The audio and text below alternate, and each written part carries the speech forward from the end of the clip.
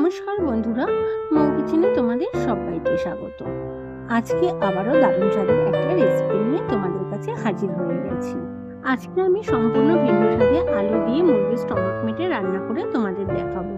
আশা করি তোমাদের আমার এই রেসিপিটা ভালো লাগবে। রান্নাটির জন্য প্রথমে আমি স্টমাক মেটেটাকে খুব ভালো করে ধুয়ে নিয়েছি।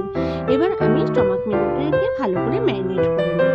ম্যারিনেট করার জন্য আমি প্রথমেই দিয়ে দিচ্ছি টক দই, তারপর দিয়ে দেবো হলুদ গুঁড়ো, লঙ্কার গুঁড়ো আর ধনের গুঁড়ো। এবার সমস্ত মশলা দিয়ে স্টমাক মেটেটাকে আমি খুব ভালো করে হাতের সাহায্যে মেখে নেব। তারপরে ঢাকনা চাপা দিয়ে আধ ঘন্টা রেস্টে রেখে দেবো। আমরা যত বেশি রেস্টে রাখবো তত কিন্তু ম্যারিনেটটা ভালো হবে। এবারে রান্নার জন্য কড়াইতে দিয়ে দিচ্ছি সাদা তেল। তোমরা অবশ্যই সাদা তেলের বদলে সরষের তেলও ব্যবহার করতে পারো।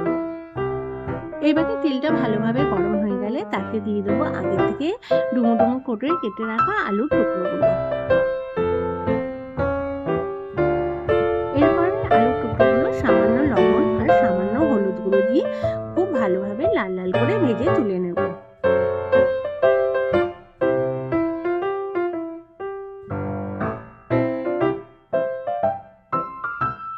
দেখো, আলুর টুকরোগুলো আমি বেশ লাল লাল করে ভেজে নিয়েছি।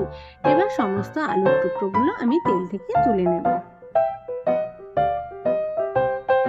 এবার ওই তেলেই দিয়ে দেবো কিছু গোটা গরম মশলা, আর দিয়ে দেবো একটি তেজপাতা, আর দিয়ে দিচ্ছি কুচনো পেঁয়াজ। আমি এখানে একটা বড় সাইজের পেঁয়াজ নিয়েছি।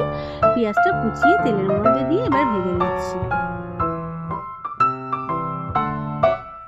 পেঁয়াজের রংটা যখন চেঞ্জ হয়ে আসবে তখন তাতে দিয়ে দেবো পেঁয়াজ বাটা। এখানে আমি দুটো মিডিয়াম সাইজের পেঁয়াজ বাটা দিলাম, আর দিয়ে দিলাম একটা বড় সাইজের টমেটো বাটা, আর দিয়ে দিলাম কাঁচা লঙ্কা আর আদা বাটা। তারপরে স্বাদ মতন লবণ দিয়ে মশলাটাকে ভালোভাবে কষিয়ে নেব। এরপরে ওই মশলার মধ্যে কিছু গুঁড়ো মশলা অ্যাড করব। এই গুঁড়ো মশলার মধ্যে রয়েছে জিরের গুঁড়ো, ধনের গুঁড়ো, লঙ্কার গুঁড়ো, আর রয়েছে হলুদ গুঁড়ো।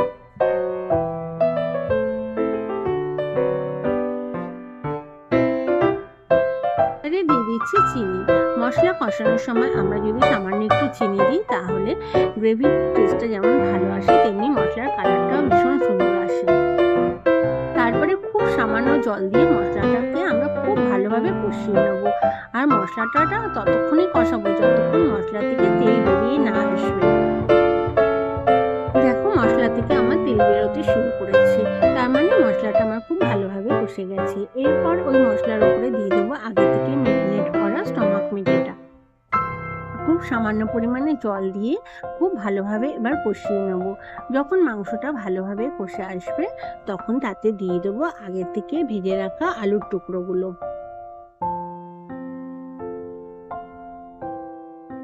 আর আলু দিয়ে এই স্টমাক মেটের রেসিপিটা রুটি, লুচি, পরোটা, ভাত সবকিছু দিয়ে কিন্তু খেতে দারুণ লাগে। ঢাকনা চাপা দিয়ে আমি কিন্তু স্টমাক মেটেটাকে প্রায় 15-20 মিনিট খুব ভালোভাবে কুক করে নেব।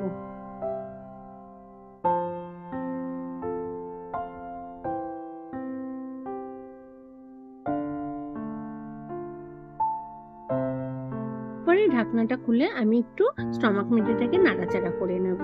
আর নাড়াচাড়া করে নেওয়ার পর তার ওপর থেকে ছড়িয়ে দেবো কাসুরি মেথি। আর কাসুরি মেথিটা আমি একটু হাতে ডলে তারপরে ঝোলের মধ্যে দিয়েছি।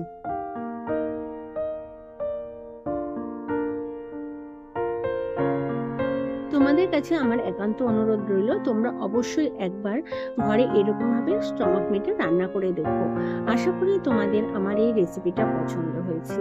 যদি পছন্দ হয় অবশ্যই লাইক, কমেন্ট আর শেয়ার করতে কিন্তু ভুলো না।